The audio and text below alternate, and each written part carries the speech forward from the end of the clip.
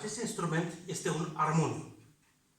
Se folosește în general, sau mai bine zis, se folosea în vechime pentru acompanierea bisericii, pentru imnuri de laudă la Dumnezeu. Armoniul este un instrument muzical cu claviatură asemănător cu orga, la care sunetele sunt produse de vibrarea unor lame metalice, exact ca la acordeon, la presiunea aerului ieșit dintr-un burduf acționat cu pedale. Aici sunt pedalele. La acordeon, aerul îl băgăm prin mișcarea mâinii stângi. Aici, aerul este introdus prin acele lamele, prin această mișcare, lină. Dacă mișcăm ușor și constant aceste pedale, sunetul iese ușor. Iese încet. Dacă dăm cu viteză, și aici trebuie și puțin antrenament și puțină condiție fizică, atunci armoniul merge la capacitate maximă. Acele lamele metalice se numesc ancii. Se numesc ancii libere, care vibrează sub efectul lor tubului suflat. Acestea sunt puse în mișcare de picioarele executantului. Deci, putem spune că este o combinație sau un intermediar între între acordeon și orgă cu tuburi. Orga cu tuburi este acționată electric. Sunt niște compresoare care introduc aerul pe măsura ce dăm noi comandă la fiecare clapă în parte. Fiecare clapă are un compresor, un anumit tub prin care aerul este, prin care nu pătrunde. Și atunci se aude zgomotul, se aude sunetul. Armoniul are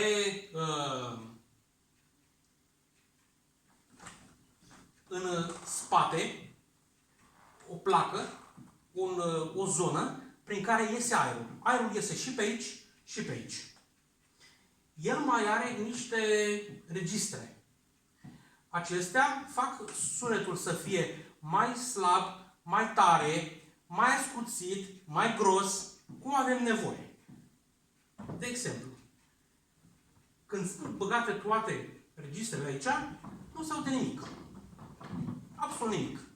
Putem scoate un registru, să vedem cum sună.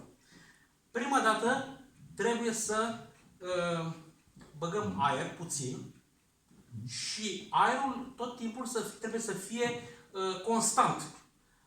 Altfel este sunetul așa. Atenție!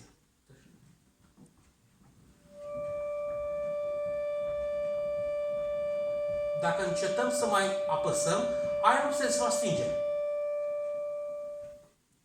După aia, ținând apăsat, băgăm aer iar aici. Și la fel, și altă notă.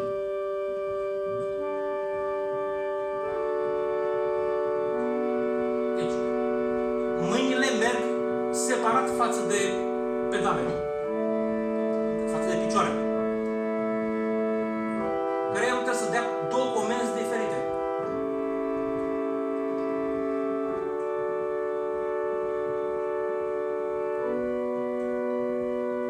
Și mai scoatem și alte registre.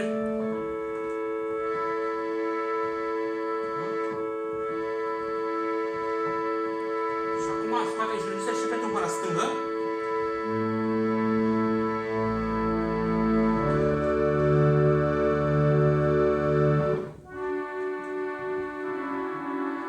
Acum cântăm încet. Putem să cântăm acum mai tare.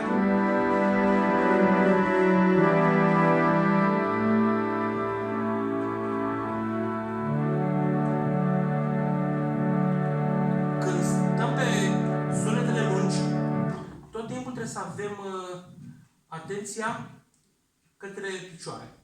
Acolo trebuie să fie aerul constant, complet.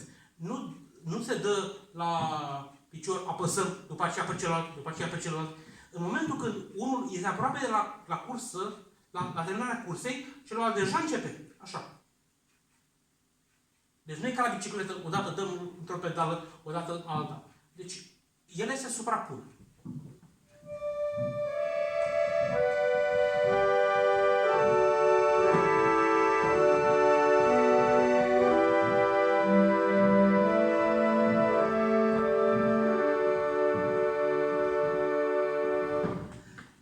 Astfel de instrumente erau folosite în vechime, să zicem, prin secolul XIX, prin secolul 20 la început,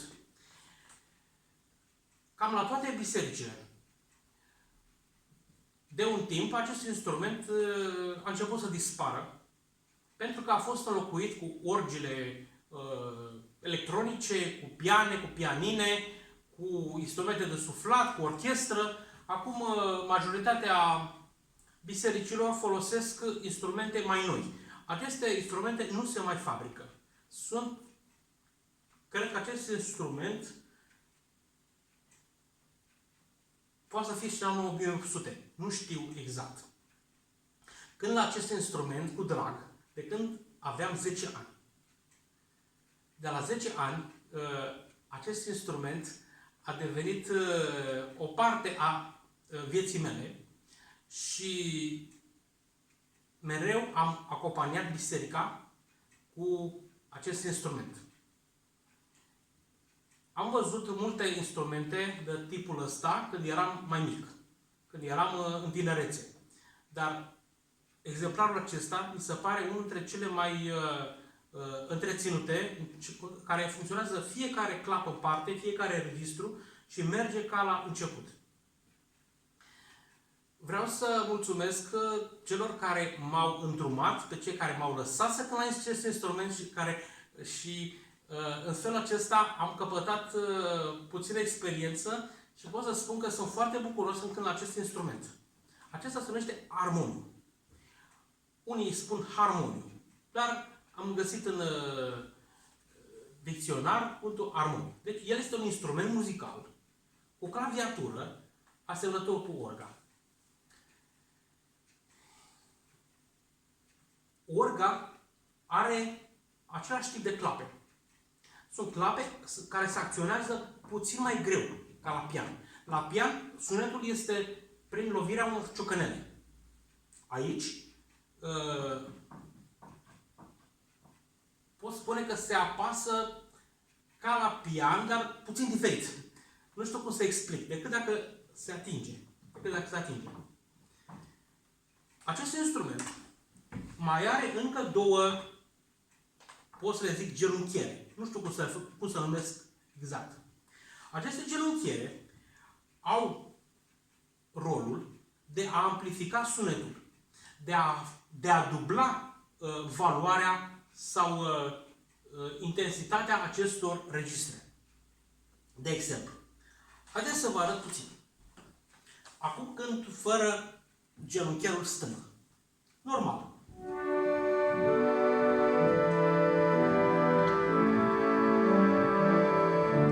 Acum, în momentul când voi apăsa sau voi în același timp, când dau în pedale,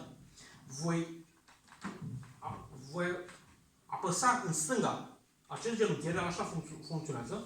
Deci țin piciorul așa apăsat. O să vedeți că notele se apasă la octavă. Uitați aici.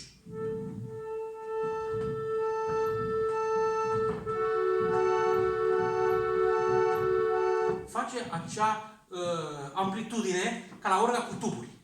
Ia uitați.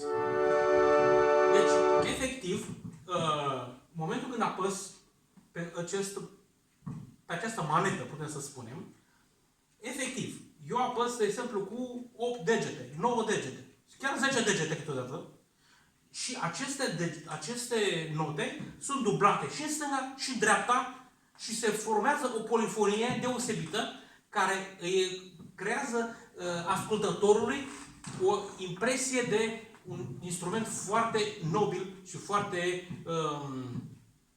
sobru. Ascultați diferența între cântatul fără genunchieră și celălalt.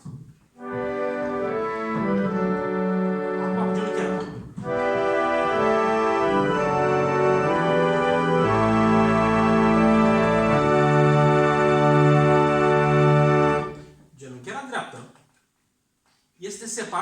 genunchiera stângă are alte funcții. Are funcția să fie puțin mai tare sunetul.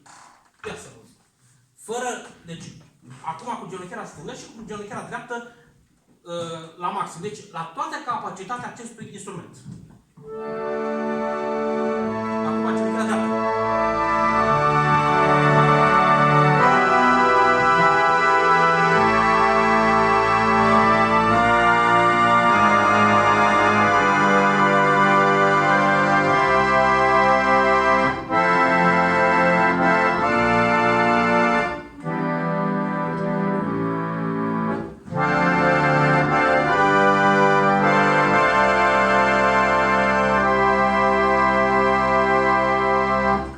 Observați ce repede se poate face forte și piano acest instrument.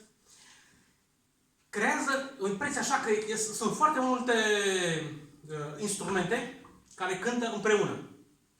Asta îi face farmec acestui instrument. Harmoniu. Îmi place să cânt la harmoniu și îmi place să acompaniez biserica cu cântări frumoase. Am învățat foarte multe cântări și o să vă cânt câteva. Acum o să cânt una foarte frumoasă și simplă. Prefer să cânt cu acest genunchier stâng, pentru că nu este foarte tare. Sunt anumite melodii care necesită amploare și vigoare. Dar acum cântăm mediu.